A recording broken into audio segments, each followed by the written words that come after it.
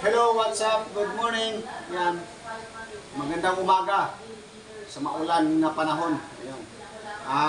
Nagluto tayo ng bagoong. Yun, sarap ng bagoong. Oh.